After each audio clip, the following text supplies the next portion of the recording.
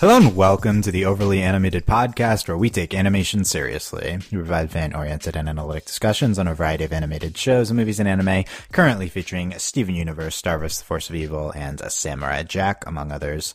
I'm Dylan Hysen, and today I'm joined by April Collins. Hi, everyone. Today, April and I will be taking a deep dive into Moon Butterfly, Star's mom in Star vs. the Force of Evil, Moon the Undaunted, lots of names. Very popular character now after the season 2 finale. So as one of our Star topic discussions in between seasons, we're going to be talking everything Moon and get into some speculation involving her and how awesome she is. Yeah, definitely a lot of that. We discuss Star vs. the Force of Evil pretty regularly here on the Overly Animated Podcast. You can check us out at overlyanimated.com. Subscribe to us on iTunes at overlyanimated.com/iTunes. And if you're just interested in our Star discussions, we have a feed for that, an iTunes feed. You can check that out on our website as well. And just to get into that. We do episode discussions for Star.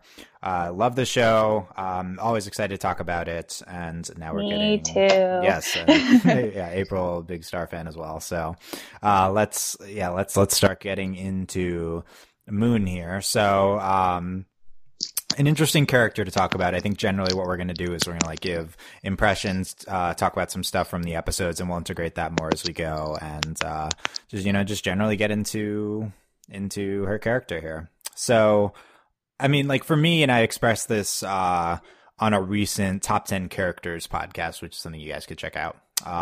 Moon did make my top 10, so that's pretty cool. A character I didn't really think of much before the finale. Before the second season. Yeah, and even she started to get more prominent throughout the second season. But season 1 clearly would not have made a top 20 list. But here she is top as 20. I don't know if there were 20 characters in season 1, but there's a gazillion characters between both seasons. Yeah, there's a lot of very minor characters. But yeah, Lon would whatever those two names. Those are the season 1 prominent characters. Yeah, with the hand waving and yes, yeah. The one episode. Yeah. But for me, Moon's came on incredibly strong now, and I didn't think much of her in season 1. She was kind of just She was in the background. She wasn't really a character, if you asked me. She came across as just Star's very strict mom, and I didn't really see much depth to her. But as we started to get into it in season 2, it seemed like there was more to her. She genuinely cared about Star. We got one weird perspective shot of her and Star's dad. And that was interesting. And then once we got to season 2, the season 2 finale, we see her fight and we see her perspective, and she's awesome. So she rose a lot to me, and I think I like her a lot now as a character. What's been your Moon history? Have you had a similar thing to me? Yeah, I would describe it as almost exactly the same, because like I said, in season 1, she wasn't much of a character to me, because we've discussed how the only time I really remember seeing her in season 1 is just in the beginning episode, and it's okay, you're going to Earth, have fun, or learn some things. But then in season 2, she just sort of she popped up, but she popped up in such a way that it was hard not to, she came on strong, but it was appreciated, I guess, because if you're gonna introduce a character, I think they introduced her well, and she's definitely one of my favorites. So top 10 for me as well. Consensus top 10. Yes. Yeah. What do you like? Do you like her as a person now that we saw that? What's your main reaction? Or is wow, she's cool, or is has her presentation since then negated any sort of oh, she's mean to Star kind of feelings from before? I would definitely say that those oh, she's just mean to Star, she's just punishing her. Those feelings have definitely been negated, and what do I like about her? She is queen. Well,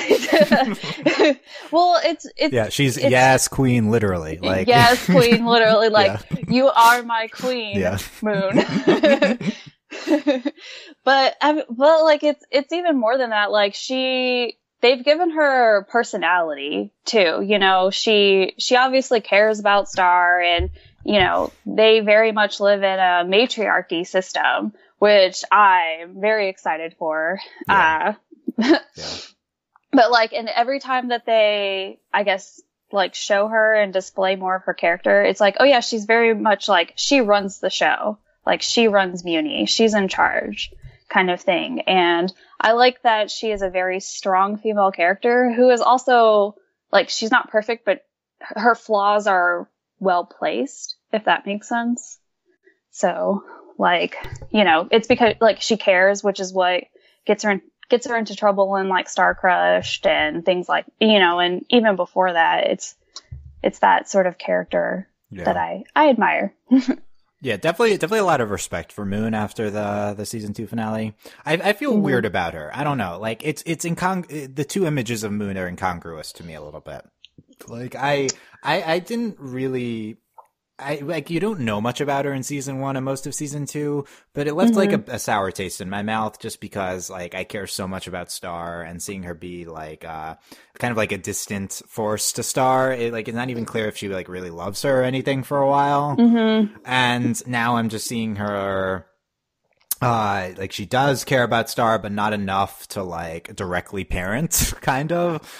Yeah. Yeah, she just literally just sends her away in the beginning of the series.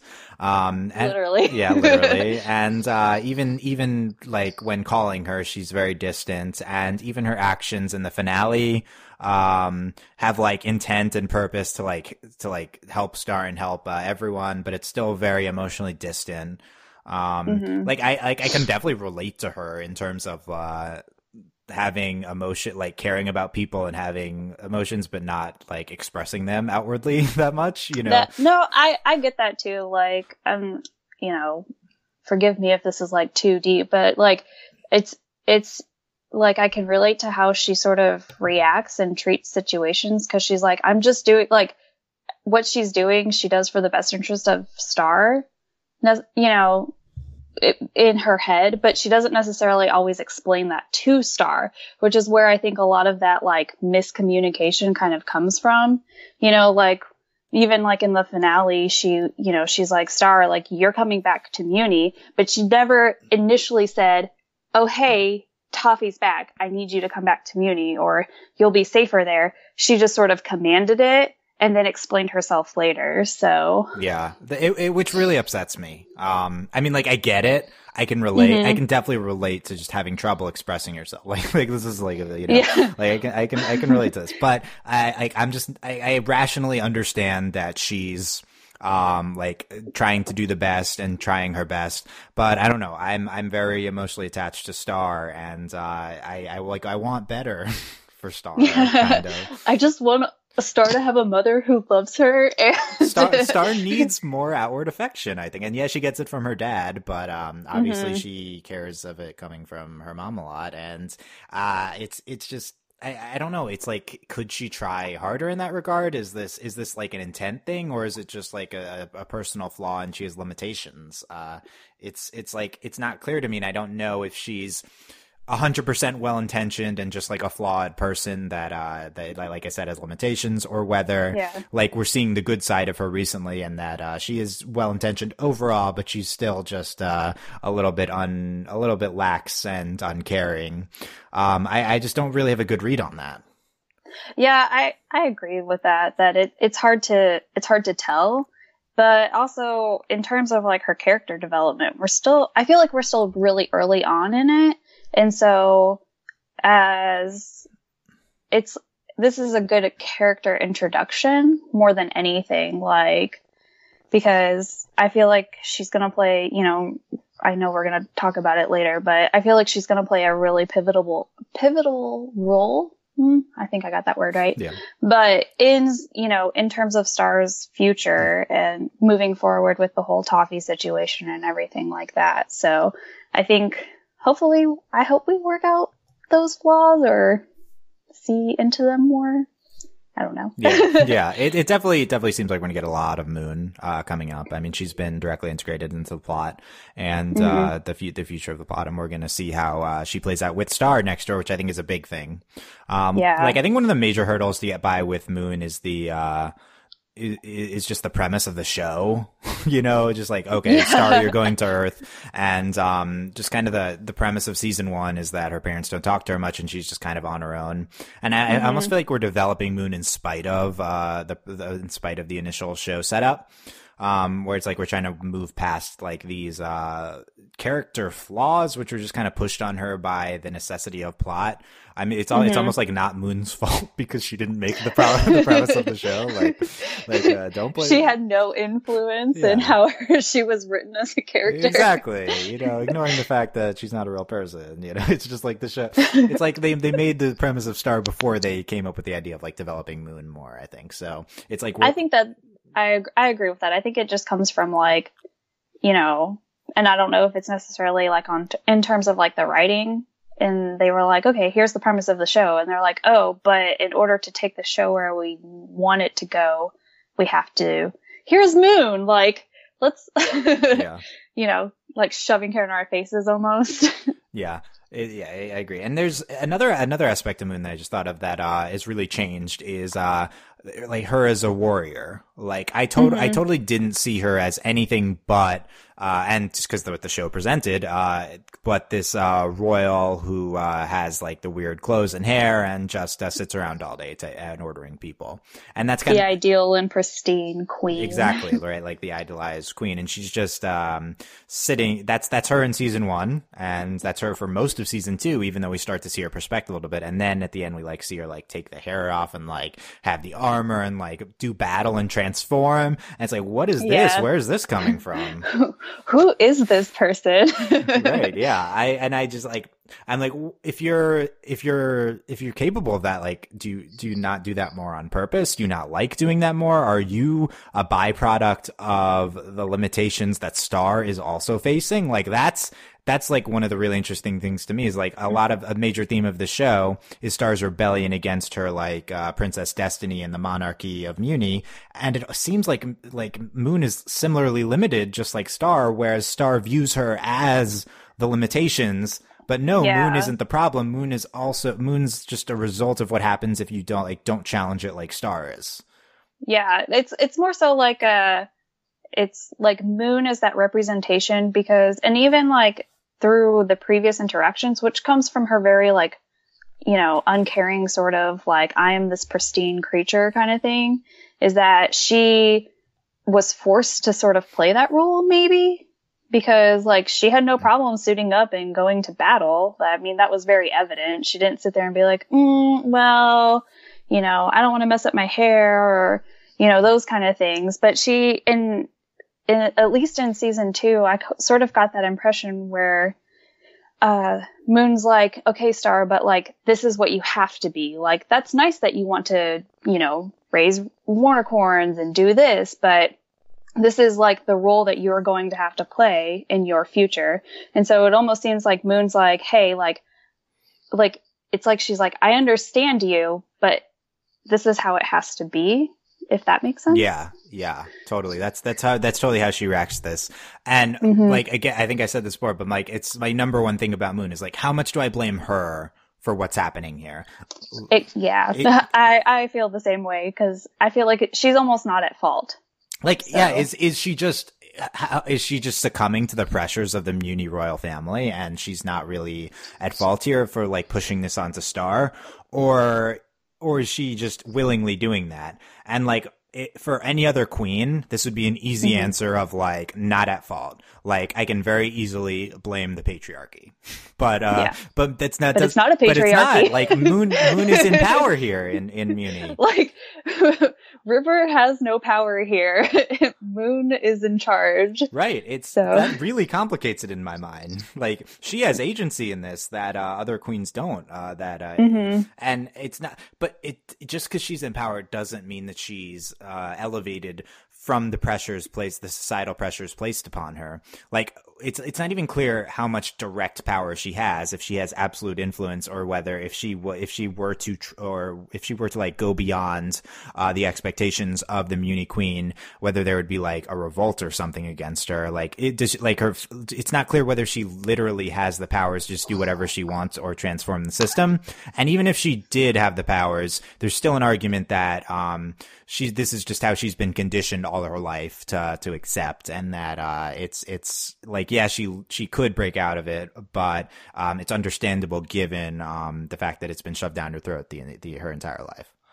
Well, and the other thing too is like, you know, I know, like, you know, she's the queen, she's in charge, but there's also, are they the Magic Council or whatever? Yeah, the Magic High Commission. Yeah, it's another factor. Yeah, the Magic High Commission. So there's almost like it's like a series of checks and balances for her as well, which we kind of see, you know, the result of her, I guess, sort of going against that in whatchamacallit, Face the Music. And so, you know, it's like she doesn't live on, you know, like there are consequences to her actions. And so it's like, I even more so get the sense of, it's like, okay, you have to be the queen. This is how queens act, kind of thing is like forced on her. And even when you think back, like how like Queen Ellipsa was treated, she was sort of, you know, banished from the kingdom kind of thing because she chose not to conform to their societal ways. So it's really, you know, I don't think she's necessarily at fault, and I think she's just doing almost what she was told when she was Star's age, and you know, going up from there. Eclipse is a great point. That's definitely a lot of evidence in favor of Moon doesn't have absolute power to twist the monarchy and Muni in whatever ways she desires. Eclipse deviated, and she was not accepted. So I think Eclipse probably deviated more like to an extreme extent, although it's not really clear how much that's just propaganda. I was going to say, because we know that propaganda is kind of a thing for Muni, given Independence Day and episodes like that. But I don't think the apple would be too far from the tree to say that, you know, Moon felt very pressured to, okay, well, I have to do things this way, and I don't want to stray too far from that because look at what could happen to me. Yeah. So yeah, like she's growing up hearing the tales of Eclipse doing not what she's told, and just not going well. Propaganda is a huge thing with Muni. I don't think that they've super presented it beyond a few things, but I definitely think the Eclipse story is exaggerated. It's possible Eclipse just wanted to marry a monster and like that's it, and it's like, and they got all upset over that, and now they cast her as some evil sorceress and stuff. But then again, she has her own section of the book which is like evil spells, so there's some evidence against that. But yeah, I definitely think Moon has a complete control to do whatever she wants. Probably not true, and you bring up a great point with the High Commission. I think your checks and balances, like, is the High Commission Congress? Is that what's going on? I get kind of, they're like multi-body. I was gonna say kind of. I mean, that's the only explanation, because especially after Face the Music, you know, she, you know, hid that, you know, Star's secret from them, and they were like, okay, well, that's not cool, kind of thing. And even in the which episode is it? Page Turner, where like Glossaric, you know, goes to visit the High Commission, like Moon's there, but also the High Commission. And so it's like, like if there were three branches of the government, it would be Moon, Glossaric, and the High Commission. So, and as we've learned in the book, Glossaric, the truly powerful one here, even if he doesn't do anything about it, if he doesn't act like it. And I think we've seen in the finale that that Moon, even if she had control over Muni, clearly does not have control over all of magic, as she has to answer to the High Commission, of which she is a member. So it's not like she is powerless. I'm trying to fact check the book here and remember all the details, but I believe she is.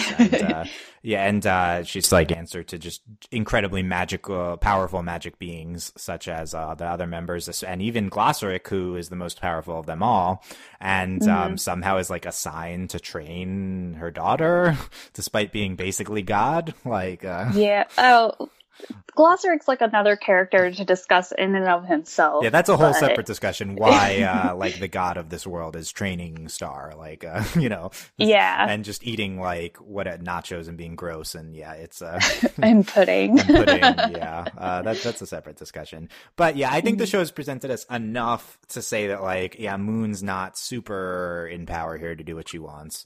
But like it's not definitive, so yeah, there's a lot to be interpreted from what information that we have given. It, going forward, just in this small discussion, it's going to be so interesting to see how everything, like how it develops out. You know what I mean? Like as we learn more about like Muni and more into like the High Commission and the glitch in magic, which means that magic is some kind of separate thing that has its own system. It's a vast universe in Star versus the Forces of Evil.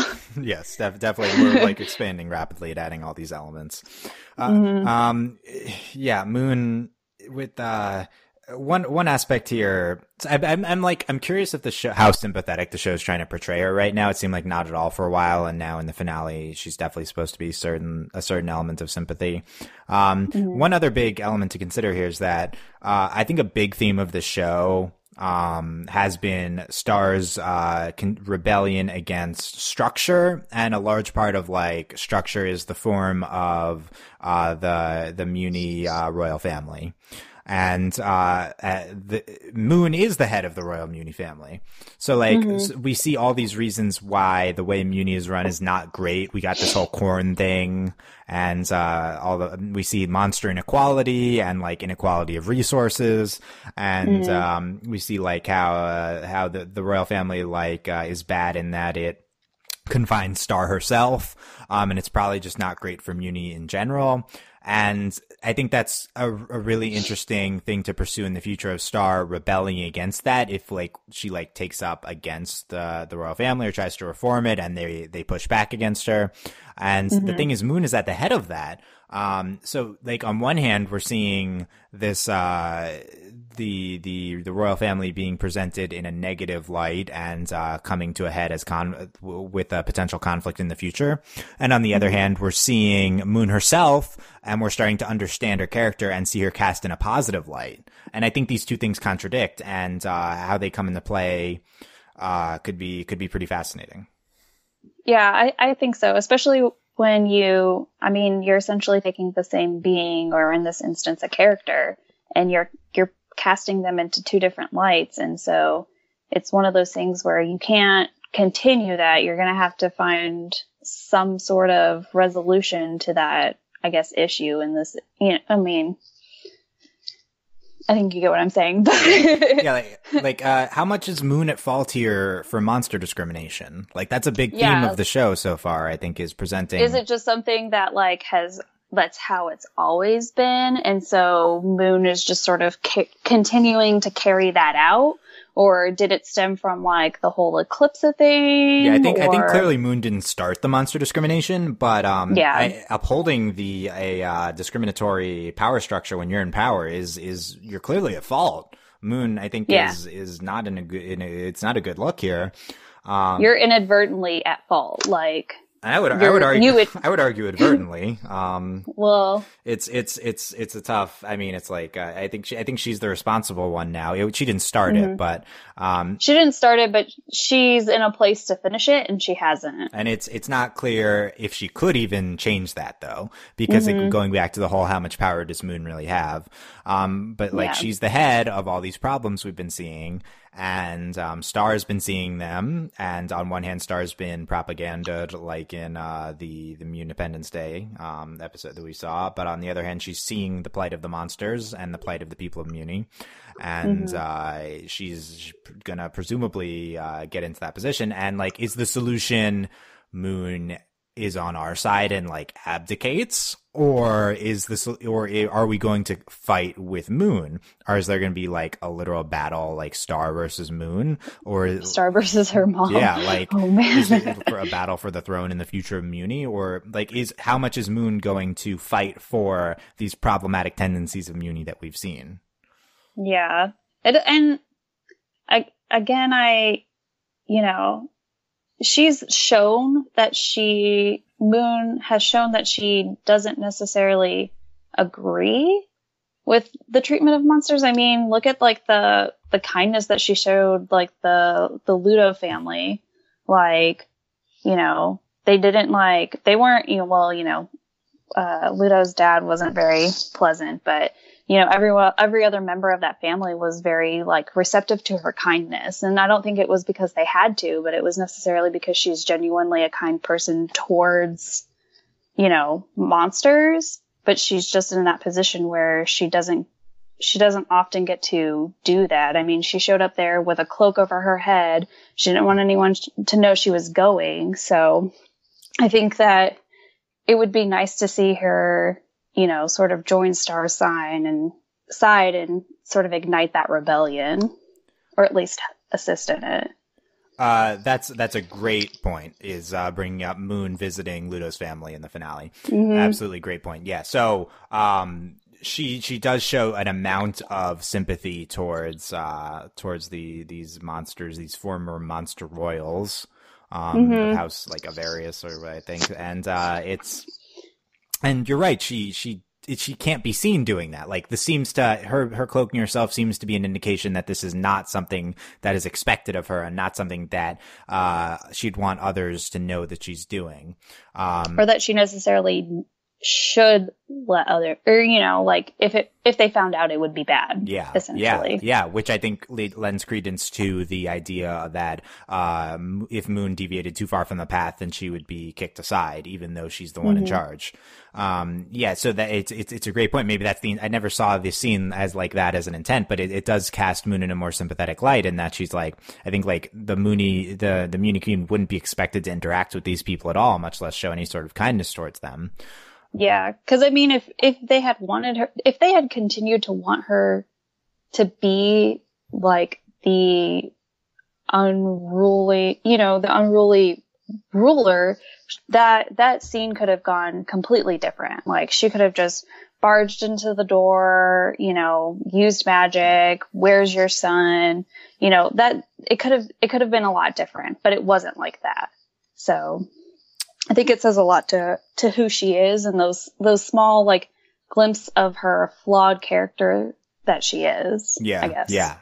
That scene is getting even more interesting now that we're breaking it down in this light. Yeah, I think that on one hand, you're right, she didn't treat them with like overt hostility. On the other hand, I don't think she was speaking. It didn't seem like she was speaking with peers. I think there's an element of her looking down upon these people. But I think whenever you are in the position that she's in, I think that's something that almost like naturally like becomes normal. Like, you know what I mean? Like, she's conditioned, and that's normal for her, you know? So I think it's one of those things where it's hard for her to like she has to present herself like, okay, I'm always at least one step ahead of you. And so she just naturally does that. I mean, she does it with Star, she does it with River, she does it with everybody. She kind of naturally talks down to them. So yeah, it's hard to break that, I think, if you do it every day. I definitely read an element of condescension in her interactions with them, but I agree that it was probably not intentional. I think that this is a conditioned element of her. And like, she shows kindness towards like Dennis, right? Like it's you know, and I think this is her doing her best. I definitely got that impression from the scene, and I think that's the impression we're supposed to get, is that this is her best face towards these people and her best intentions, even if her best is not good enough in interacting with them as equals, which would be ideal. This is the best given the unfortunate circumstances that, you know, is as unfortunate as being like queen. It can be like that she's placed in.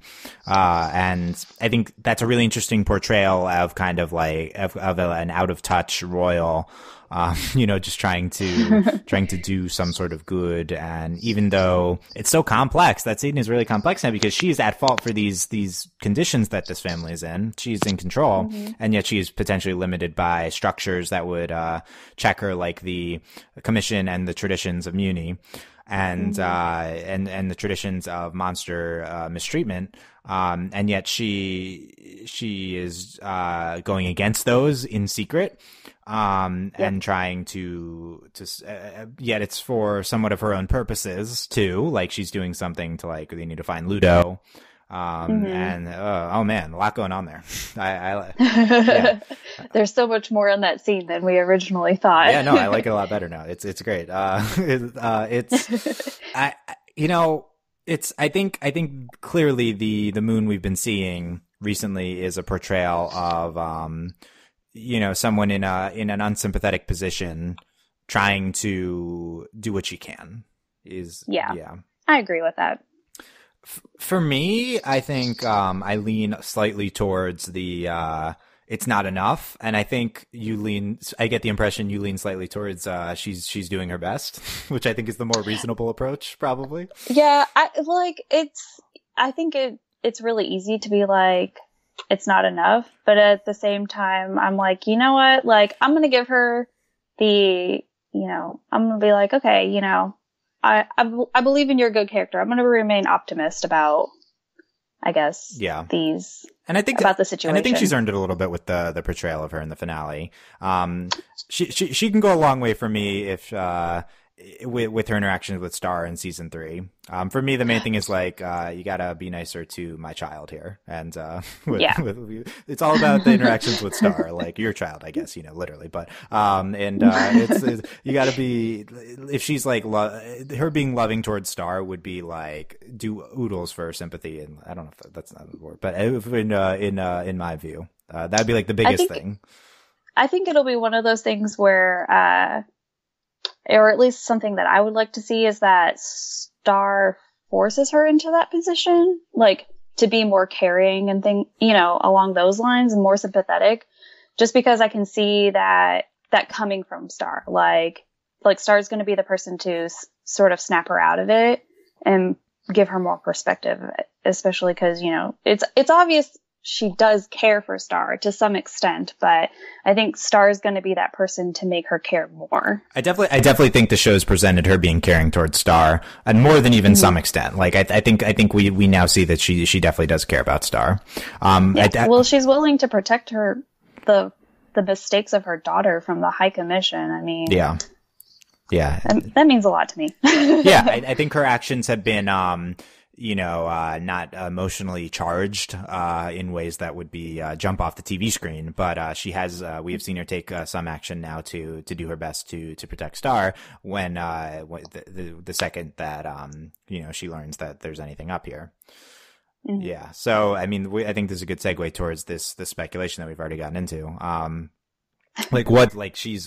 Season 3 starts, we're like on the run, with Moon, and like what are Moon and Star going to be like. I'd love to just see a solid 5 minutes of them just talking, and like Star's just like bubbliness and happiness, like rubbing off on her, and like for the first time in like forever, because she's forced for the pressures of like of being queen, that she just smiles and like has fun, like talking to Star, like that. I'd love something like that. I would love that too. It's not something that I see happening right away, because I think it's going to take a little bit, especially if like they're on the run kind of scenario. It's going to take a moment for her to realize that she's no longer like the center of Muni's attention, and that it's okay for her to take off her queen mask or cloak or whatever you want to call it, to take off her crown and to set it aside and to just sort of, I guess, relax back into herself maybe. And I think, I would love to see, that sort of like lovely mother-daughter like ness come from the two of them. Even if it's just for one episode, I'll be happy. Yeah. And I agree. It's not going to come right away. there's too much past, you know, I don't know if it's trauma, but there's too much past history between the two, and like a wall that's been created between them. And I think something that would help to bring down that wall potentially is their mutual fear or trepidation over Toffee. I think we saw that in the finale.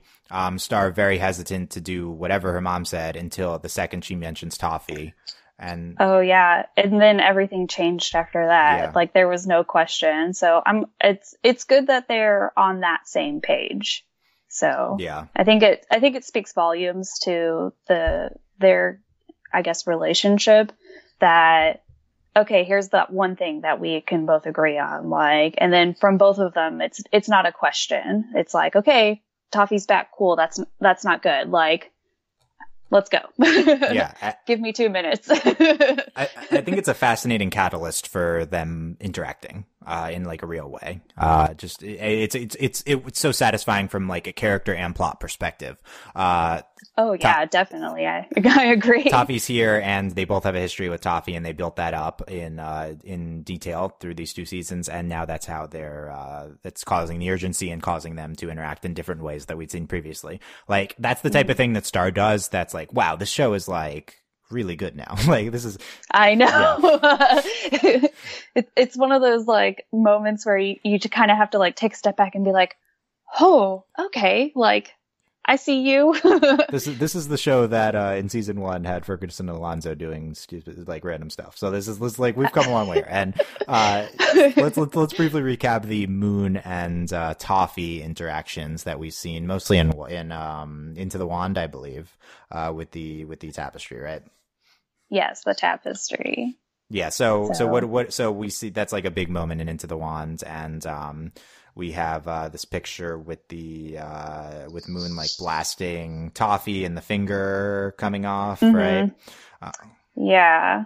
I can assume that she's probably casting some kind of spell I have it pulled up right now, so I'm looking at it, but I can only assume that it's some kind of spell, which would play into the sort of inscription that goes along with the tapestry, where it says like, the immortal monster will long be haunted by the darkest spell of Moon the Undaunted. So that was such a great moment of that was before any of the second half of season 2 stuff, and like wow, Star's mom fought Toffee. Like I think that's still potentially one of the best, one of the best, if not the best moments of the show in that episode. I definitely agree with that. Like it's very revealing too, and even I appreciated that Star had the same reaction that I had, where she was like, oh, mom fought Toffee? Like, you know, and it's like, your mom fought Toffee? Like, yeah. It was, we have more context on Moon now, but that was very shocking. Moon the Undaunted too, her name, like, we talked about this, like Moon has this warrior past that, seems very relevant here. And, she takes on the armor in the finale. And she has the butterfly formation as this giant fight. It's like she's like a kick butt like queen. Like what happened in the past with Toffee that played in here. You know, do you have any prevailing theories on any sort of history between Toffee and Moon? Well, so I try not to give into the internet too much. Futile. Yeah. It's very futile. Well, because you know how, everyone has their crazy and insane theories, but I like the more that I've looked at this tapestry, like if you have to super zoom in on it, but like on Toffee's like armor, I guess on the skulls, they have the pink purple diamonds on them. So it's just like, what, like, were they like, maybe at some point they were like allies and then she had to turn on him.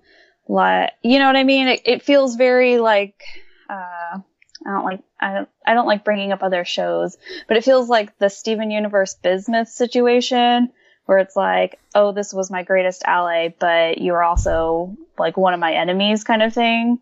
So I'm wondering if it's kind of that situation almost, like, or so you see a shared past between Moon and Toffee.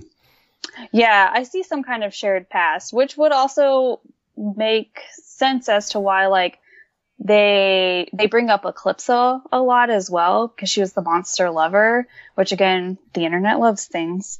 But, Yeah.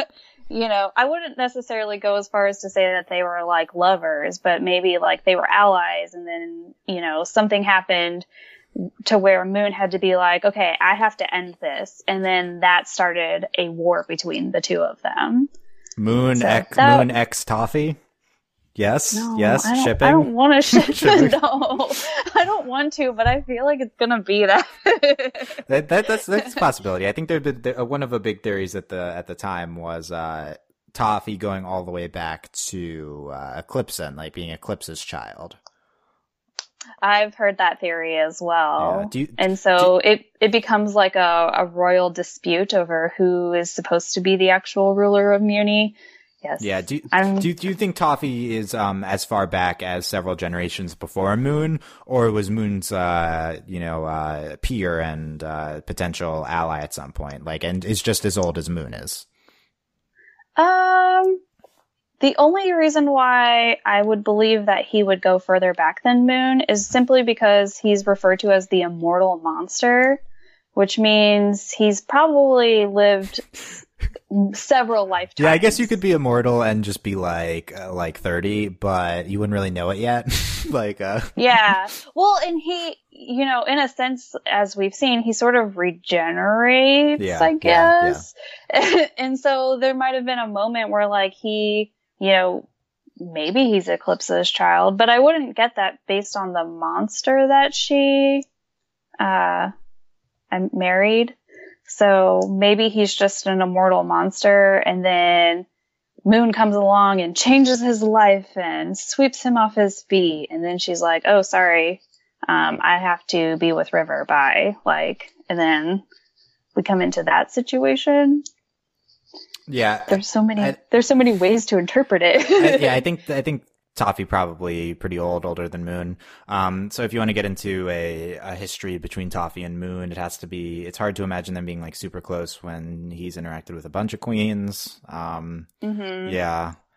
Toffee's role in the royal family, that's we don't have a lot of info to base this on. Yeah, I was gonna say, at least based, you know, on my research, I wouldn't say that he's necessarily Eclipsa's child, and it was the reason why they fought was a battle over the throne. But I think that him and Toffee and Moon definitely have some kind of history.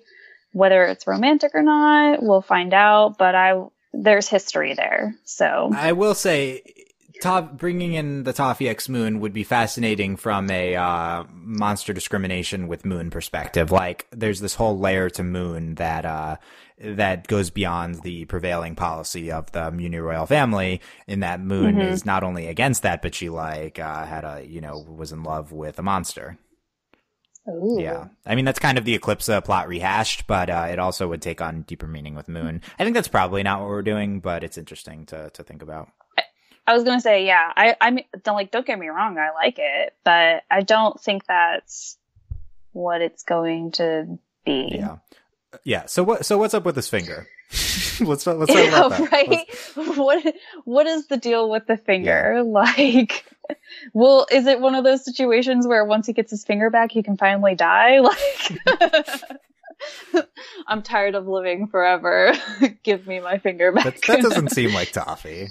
Yeah, it doesn't, but like, I don't know what the deal is with the finger, but we know that it happened during his bout with Moon, and then she put it in the wand. Yeah, so it gets cut off in their confrontation, and then it either goes into the wand claims it, or she puts it there, right? Like, it's what? Yeah. And then he needs the finger back, right? Like, this is, I don't even remember what's up with that, but. Tells Star I'm coming for my finger. Yeah, like, why do you care, Toffee? Yeah, he needs his finger, I'm telling you. He doesn't. Yeah, I guess, like, if he's not whole, he's not immortal, maybe, it's something like that, or, but that's. Or maybe he can't. Well, so my other theory was like, oh, well, maybe he can't, like, reform back into himself without the finger, but he's not had the finger. Yeah, I guess You know what I guess mean? if he didn't have the finger and the rest of him didn't die, then he wouldn't have to reform. But now the star blew him up or whatever, then he needs it again. Yeah. Yeah. I don't know.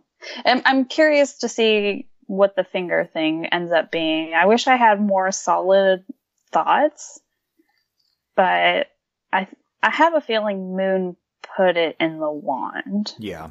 To actively subvert Toffee. I think so. Yeah, because I think it was one of those things where, like, maybe it was like, she was like, okay, like, I have to keep this finger, and the safest place I know of it being is inside my wand. Like, yeah. I agree. Yeah, it's going to be fascinating to see how Moon reacts to Toffee more and like what their potential past was. Yeah, if they were some sort of allies, that's gonna be pretty interesting. Yeah, and I think that's like directly what we're gonna get into in season 3, and I'm definitely very excited for that. I'd like to get Toffee out of Ludo. Like, I think it'd be more exciting if he was like. I think so too. Yeah. I guess if the finger's preventing him from reforming, we can't do that until he gets the finger. But we could let's get on that. I'm rooting for Toffee to get the finger now. So we have I'm ready for Toffee to just be Toffee again and be separate outside of Ludo. Like, let them be two different things. But I don't think I'm going to get that as quickly as I would like it if it's going to happen. Yeah, probably not. I very much miss season 1 Toffee, but. With his suits.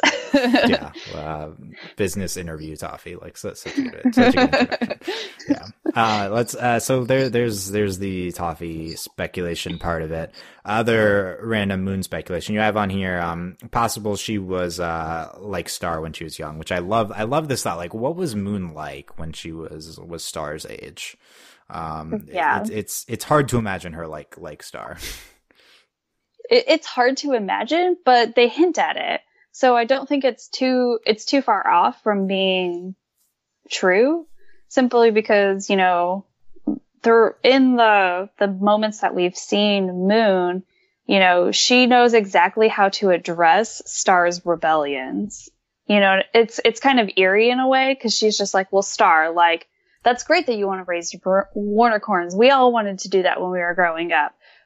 And you can do that as a side thing, but your main goal is to do this. Like, she always seemed to have, like, the perfect, almost, even though it put Star down, it was almost the perfect thing to say, to put Star down. Almost like she had heard it before somewhere. Yeah. So in my head, I can only speculate that she was much like Star when she was younger. And so, she exhibited a lot of the same behaviors, and then someone before her put, I don't want to say put her in her place, but yeah, like that. If Moon was like Star, that depresses me a lot. Like, on 2 levels. One, that Moon had all the joy sucked out of her by becoming queen. I know. And 2, that sad. this is the future of Star. Like, that this is what Star would look forward to as queen. That's so depressing. It's depressing, but then again, they also always hint at that Star intends to not be like her mother. So Star would be her own type of queen for sure. Yeah. So. Yes, she is the rebel princess. She is the best. Yeah, don't get me singing that. But yeah, it's I'm sorry, I just watched that episode again the other day. Now I need to go watch the song again. Yeah, I gotta get it playing. Get back on repeat. Yeah, it's I would love. What do you think of a Moon flashback episode when she's Star's age? I like I like it. I like the idea of it, because again, it helps us sort of get into who Moon is and where she's coming from. And I think if they do it, then they'll relate it back to the Toffee plot line, if that makes sense. Yes, some flashback to how young Moon and Toffee interacted. Yeah. Mm-hmm. Yeah. To some degree, maybe like she, and here's the ever, well-written imagination that I have, but she met him in a field somewhere while she was having queen lessons, and they quickly became friends, and then they couldn't be friends anymore because he's a monster and she's going to be queen, and yeah. Where's the fanfic? Yeah. There is no fanfic. There's probably a fanfic with something similar. I'm sure there's a fanfic, but this is my mind taking over. Yeah. I'd love to see a younger Moon episode. That would be great, and that'd be a great way to integrate the Toffee history. It would help a lot to humanize and sympathize Moon further. I think the finale went a long way here, but it's gonna. It'll help in her character arc. Yeah, for sure. You have here a potential Moon and River flashback. What do you think about that? I want that.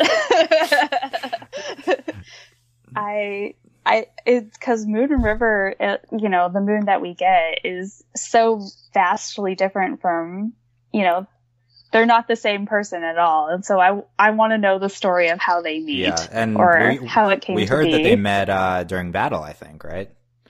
I believe that's what I remember hearing as well. So I want that.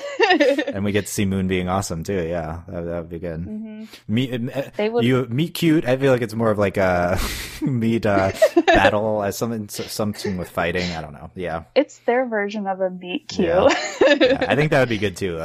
Multiple Moon flashback episodes. That's what we've determined season 3 will be. Mm-hmm. That's I guess to close here, like I wonder how integral of a role Moon will play in season 3. Like right now she's with Star, and Star's a main character, so we're going to see a lot of her. How long until Star separates from Moon?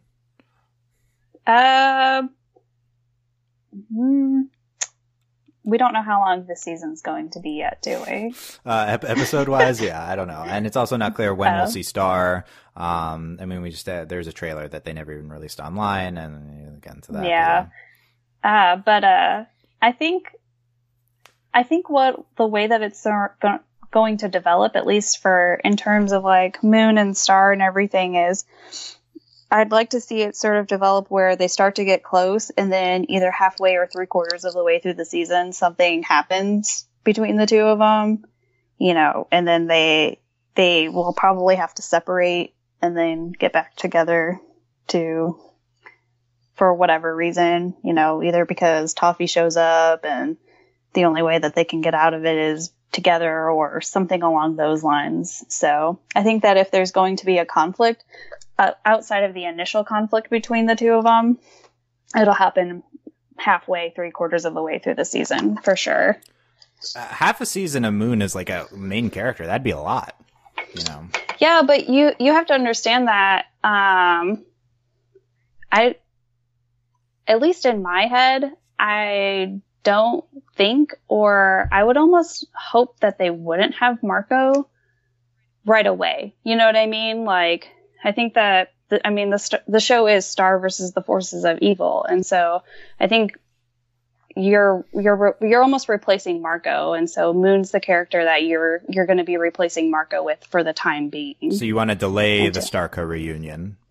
And I don't want to, but I think that it's for the best. It seems like you and no, Starco first priority. But it's and Moon is a replacement Marco. I don't know how I feel about that. Well, I don't want to say like the replacement Marco, but in terms of like Marco, if Star's a main character and Marco's a main character, and so he's like the secondary main character. Can we at least get her a hoodie? I mean, come on, like. Of course.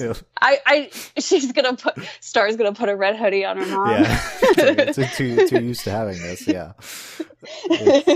I could see that. Yeah, as Moon being a secondary main character until Star and Marco reunite. I think that'll happen sooner rather than later, though. Well, yeah, I'm not like trying. I don't want to delay Starco because trust me, I'm all for Starco. Yeah, like I believe if we reference the trailer that we don't have released online, then I think that we see them together in the trailer. But we don't know when that happens. Yeah, we can fact check that, and that's not even clear when that happens. Yeah. So and once Star and Marco back together, is Moon out of the picture? Does she just go back to being queen with Toffee on the run? Like is she just on the run forever now? What's going on there? I I think and I know I wrote this down about, will Star defeating Toffee have to come from Moon's help? And I think it initially will. And so I can't see her completely fading into the background, but she might, once Marco comes back, she might become more of like that, I don't know, I want to say like that Jana character where she's very ever much present, but she's there, but she's not there kind of thing. So yeah. First Moon was Marco, and now she's Jana. That's an interesting character in season 3. I don't know. Would Jana and Moon be friends? That's my question. No. Yeah, I'll say no. No, that's a very big no for me. But in terms of like, I guess the importance of the character, that's how I sort of see Moon's transition. I think once like we get Marco back, like up until we get Marco, we're going to see a lot of Moon development. Yeah. Because it's it's going to help Star defeat Toffee. And then once we get Marco back, then I think Moon won't necessarily fade into the background. I mean, and it just depends on how they take the story as well. But I think that she'll still be like a big factor, but not as big as like Marco would be to Star. Yeah. Yeah. So Moon is a Jana level character in season 3. Yeah. Which Grey Delisle Griffin voiced character will feature more in season 3, Moon or Jackie?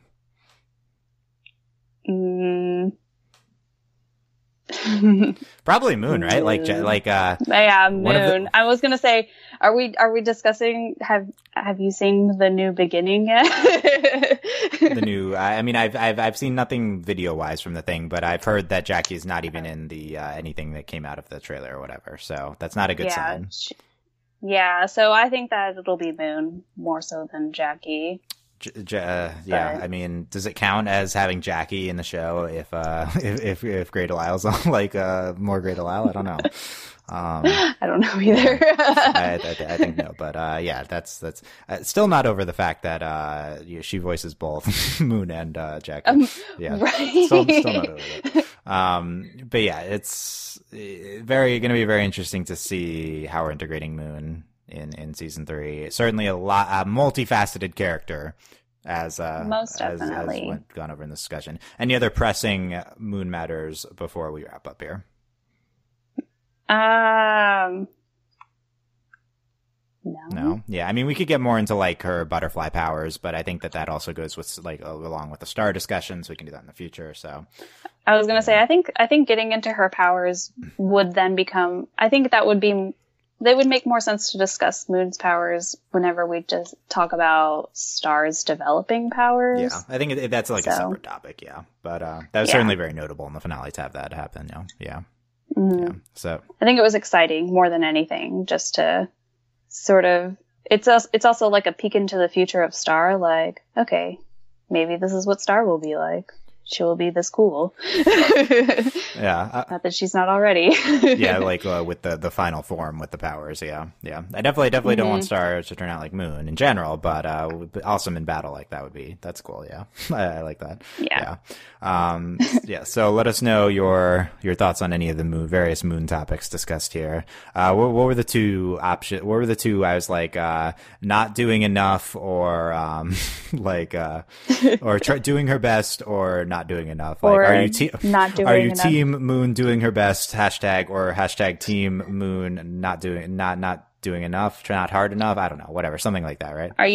Are you team Dylan or are you team April in this discussion? The goal of any podcast is to turn it into a versus, as that's this is the new introduction to how this works. Yeah. So, which viewpoint are you more on? I mean, look, I'm still team, and maybe we're both completely wrong. There's always that possibility. Yeah. It's some nuanced middle that we're not even hitting on here. Like, I'm definitely still, Moon should be doing more, but, we've gone a long way here towards me genuinely liking her, and I definitely very interested to see how the star interactions in particular go in season 3. And I'm excited for them. Definitely. They're going to be good. Yeah. Hopefully not too much longer. We're getting our way towards season 3 of Star, and when it happens, we'll have all of our coverage here at Overly Animated. Check us out at overlyanimated.com. And if you like this podcast, maybe you could consider becoming a patron. You can look at that at patreon.com/overlyanimated. Thank you very much to all of our patrons, especially our patron of the podcast, Beatrice, aka Beatrix Lestrange. And thanks as always to our patron executive producers, John, Ryan, Steve, and Alex. What are our parting Moon thoughts, April? Moon is my queen until Star takes over. Will Star be queen by the end of the series? Yeah, that's a whole nother topic, but Oh, I was like, let's not start that. Hashtag yes, Queen Moon. That's the hashtag. Hashtag yes, Queen Moon. I'm going to make it a thing. Look out for everybody. How many A's in yes? That's a good question. But we'll know. Three A's. Whatever my phone autocorrects it to. Right, exactly. Yeah. I bet it would do it to something. But yeah.